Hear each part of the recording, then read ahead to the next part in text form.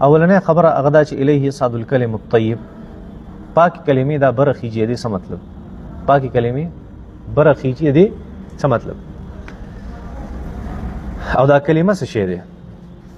ناول په دې ځان پوهه کوي چې کلمه خو یا د لا اله الا الله یادې، یا بعضې روایاتو کې مفسرین حضرات فرمایي چې سبحان الله وبحمده سبحان الله العظیم، یا سبحان الله والحمد لله ولا اله الا الله والله اکبر ولا حول ولا قوة الا بالله العلی العظیم. یا دا معنی، یا بس هر کلمه چې هغه خپل خبري، هر خبره چې د خپل نه وزي او دا پاک او روغي، نو دې ته کلمه طیبه وایي. څه ورته ویلی شي؟ کلمه طیبه، پاکه کلمه ورته ویلی شي، پاکه خبره ورته ویلی شي، دا کلمه طیب. حدیث شریف کې راځي چې الله جل شانه د ټولو نه زیات په دې خوشحالي کې چې انسان وایي سبحانك اللهم وبحمدك وتبارك اسمك وتعالى جدك وجل ثناؤك ولا اله غيره. حدیث کې راځي چې الله جل شانه په دې د حد نه ډېر خوشحالي. دا موږ په مانځه کې د شروع کې کوم تسبیح او کوم ثنا هغه هم ګرځولې ده، په دې الله خوشحالي. او دغه حدیث ته چې ورپسې پیغمبر فرمایل چې الله په دې د ټولو نه زیات خفه کېږي چې انسان ته وایي چې دا کار داسې مه کوه او داسې کوه، سمه لار ورته ښیه، هغه ورته وایي چې ستا قبر جدا او زما جدا دی، ته زما په قبر کې خو نه سم، ته به ما سئ، ته زما سئ. چې انسان ته روغه لار ښیه غلط دا خو نه، الله خوشحالېږي ټول نه زیات په دې باندې او ټول نه زیات خفه کېږي په دې باندې. دا خبره سره ته هغه ورسېده، کلمه طیب څه ته. دویمه یو خبره هغه دا چې الله جل شانو طرف ته څه خیږي؟ دا کلمه طیب خیږي. الله جل شانو کو په یو جهت کې وي، بره په اسمان کې وي، لاندې په ځمکه کې وي، ښی طرف ته ګس طرف ته وي، نو موږ به وایو چې دا کلمې هغه طرف ته خیږي. حالانکه دې خبرې موږ نفي کړې ده چې الله په یو طرف کې نه دی، په یو طرف کې کېدل، په یو ډایرکشن باندې کېدل، دا خو د جسمانیاتو څه شی دی؟ د هر هغې صفت دی چې هغه فزیکل سټیټ لري، او الله جل شانو د فزیکل سټیټ نه پاک دی، الله جل شانو د جسمانیت نه پاک دی. الله جسم خو نه دی چې موږ ته دا ووایو چې الله بره دی او بس د هر څه پسې خیږي. نو دې آیت مبارکه څه مطلب دی چې الیه یصعد الکلم الطیب، الله طرف ته څه شی خیږي؟ پاکې کلمې خیږي، پاکې خبرې خیږي، ښه اقوال خیږي. دې څه معنی؟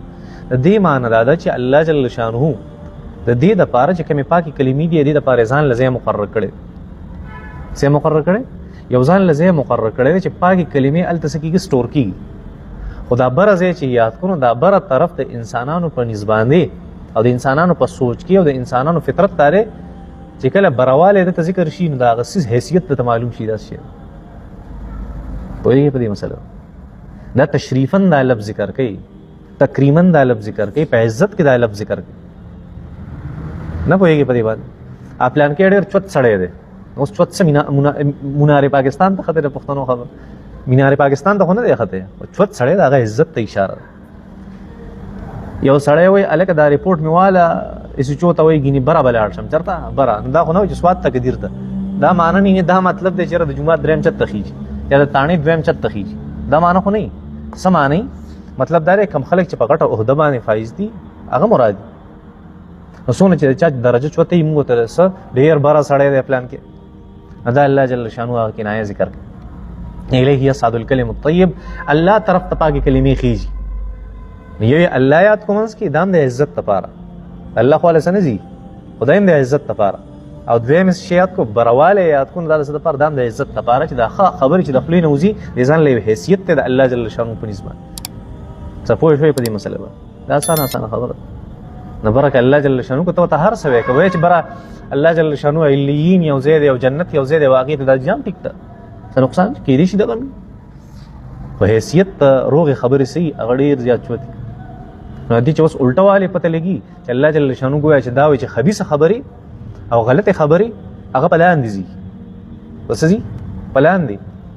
دا مطلب شو یا سجین ته ځي، چېرته جهنم ته ځي، یا انسان د انسان ناکامي ښیي په دې کې چې انسان دا ذلیله کوي، په دې باندې ذلیله کوي. که زما په دې خبره پوه نه شو، دا کنایات دا به ځان سره یاد دا وسات. الله جل شانه برواله هم ذکر د هغې سره خپل ځان چې ما طرف ته راخیږي، دا ما طرف ته راخیږي. داسې مثال دی چې مونږ چې ووایو چې دا جومات چې دا د الله کور دی، چا الله لیدلی دی چې دې ته شپې له راغلی کور، خو هغې ته وایي بیت الله دی. څه دی؟ بیت الله.